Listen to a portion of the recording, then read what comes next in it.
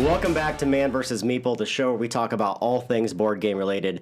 Today we're bringing you a Kickstarter preview of an upcoming game. This one is called Lords of Hellas by Awaken Realms, and it looks stunningly beautiful. Yeah, it is. The miniatures in this thing are insane. Yeah. They're really, really nice, and a lot of them you can't tell right now. We've got this set up. This is not the initial setup of a game. We had to get everything out on the board, though, just so that you could see it. A lot of these pieces actually come apart and are built throughout the game. There's a lot of interconnecting pieces within this game, so we're going to talk more about the components and our overall feel of how the game plays than actual turn-by-turn navigation of the game, because it would take quite a bit of time. So the whole idea behind the game is that you are controlling one asymmetrical hero within the game, and that asymmetrical hero will have 15 hoplites and 6 priests that you'll be using going out on the board, hunting creatures, going on quests, and battling other players for area dominance. And praying to the gods, the new gods, I guess it was a word. It's kind of like Greek mythology here, although it's got some tech base to it as well. Technical. It's very futuristic at the same time, so it's kind of an interesting setting. Yeah, so there's 3 gods that are represented by these huge statues. These statues come in 5 different pieces. At the start of the game, each of the statues, being Zeus, Athena, and Hermes, will only have a base level built to them. Through the course of the game, players will be praying at these statues and then eventually building monuments to erect them, so to speak. Each time that you do that, you're going to be placing a new piece upon that statue, gradually building that piece out. That's also one of the end-game conditions. Within this game, there are 4 ways that the players can end the game. One of them is that any time any one of these statues has their 5th piece, that will signify the end of the round and the end of the game. The other ways are if one player is able to defeat 3 monsters. There are 7 different monsters in the base game. These monsters will go out, they'll move autonomously, they'll battle the heroes, and they'll wreak havoc when their special powers or their region powers go off. Yes, they will. The other ways are to control areas. One of them, there are temples within the game. You're going to erect these temples. If any player controls 5 temple locations, they will win the game flat out. Also, if one player controls 2 areas, this game board that you see here is broken into regions. Those are the smaller areas that you can control. Right. However, they're color coordinated, so a whole area consists of many different regions, and if a player controls 2 areas, they will win the game as well. Right, and it's really cool because the fact that there's so many different ways, it makes it so this game doesn't feel like any one type of game. Yes. I mean, at its core, I think I would say it's area control. Absolutely. But it doesn't feel like just area control because there's so many different end game conditions that you can really go a different route. Yeah. And you can really speed this game along because, like Jeremy said, building those monuments, you can do that at any time on your turn. You could really make this game go really, really fast. So if you get a good lead, you could quickly try to build one of those monuments. Right. And to control an area, you have to have a specific number of hoplites in that particular region. Now, each of these regions has a number on them that signifies how many hoplites have to be in there to control that area. Once you have that many, you can place one of your control tokens in there to control it. Right. So you're really just seizing control with that number of hoplites. Yes. Then they can evacuate. Yes. And then you have control. Now, if you do that, you're leaving it a little more susceptible to attack. Right. But it's nice to know that you really just need that initial burst to take it, and then you can move along. Yeah. 2 of the features within the game are your cities. These cities are these small miniatures that you see here. These are where you're going to be able to recruit more hoplites within the game. Anytime you take a recruit action, you recruit them not just in the areas that you control that have cities, but in all the areas where you control that have cities. Right. You also have temples across the bottom. These temples will be built by players. Whenever you erect a temple, they're erected in very specific locations in the game. And again, you have to have control of those areas in order to build those temples. Those temples will also allow you to recruit your priests. It's one of the few ways in the game that you can get your priest.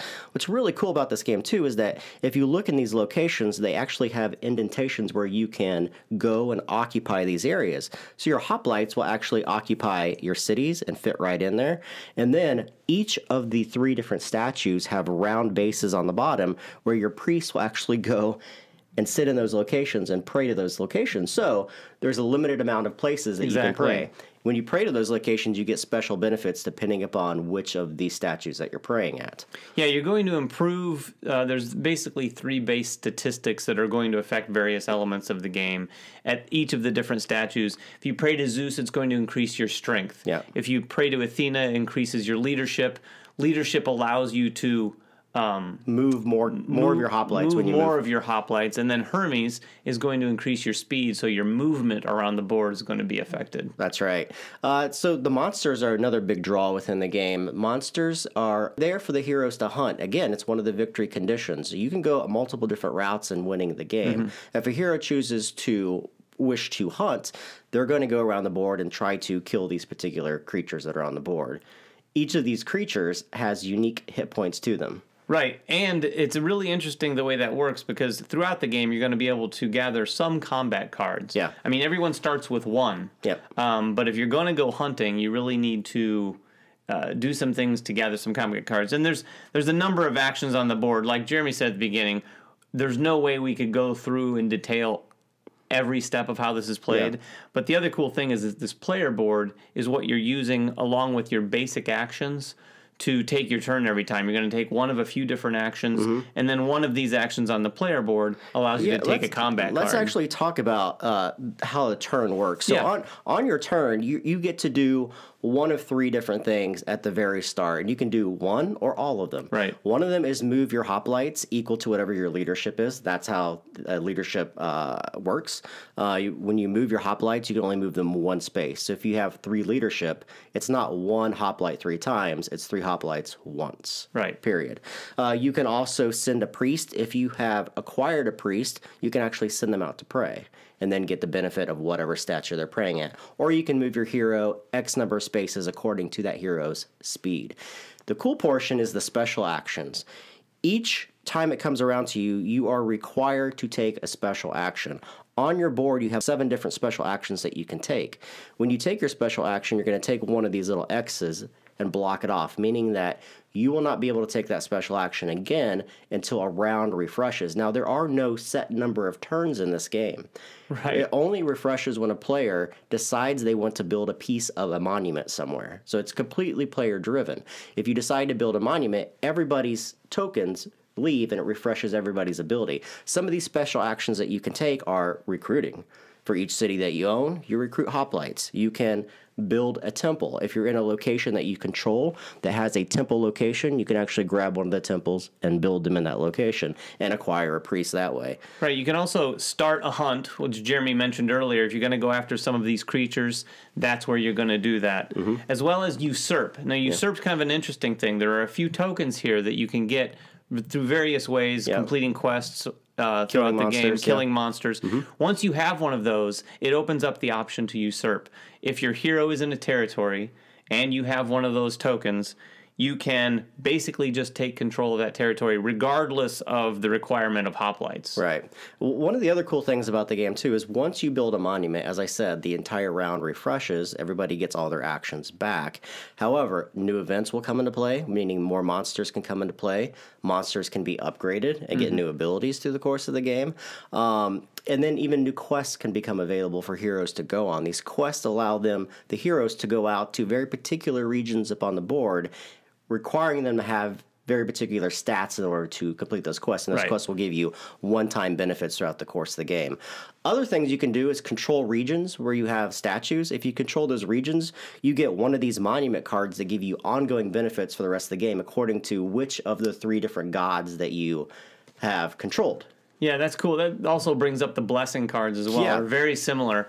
When you get the blessing cards, and that happens when particular temples are built. Yes, when temples are built. So the blessing cards come out, and whoever built the temple takes player count +1. Yes. And gets to basically choose first. Yep. And then the blessing cards go around the table. These blessing cards have ongoing effects that can really start to change the game up and add a lot of variable powers for sure. Yeah.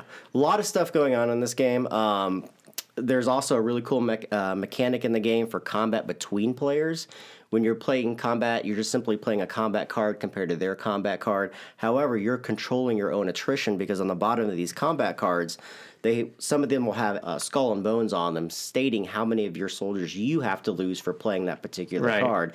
And it's simply just a test of math. Whoever has the highest number will win, but acquiring these combat cards is not easy as well. Right. It seems like a good balance between not being overly cumbersome, the fighting, but having just enough depth that it's somewhat satisfying. Yeah. A lot going on in this game. If you guys like area control games, games like Cyclades. If you like miniatures. I mean, these miniatures are beautiful. If you're looking at this or heading over to the Kickstarter to check it out, the miniatures are going to be a big, big draw for this game for sure. Absolutely gorgeous. If you guys have any questions about the game, sorry we didn't go through all the gameplay mechanisms. We like it, obviously. If you have questions, let us know. Subscribe to us, follow us on Twitter, like us on Facebook, and we will catch you guys next time. Bye-bye. Season 1 of Man vs. Meeple is sponsored by our friends at TMG Games. And at Cool Stuff Inc. Cool stuff in stock at coolstuffinc.com.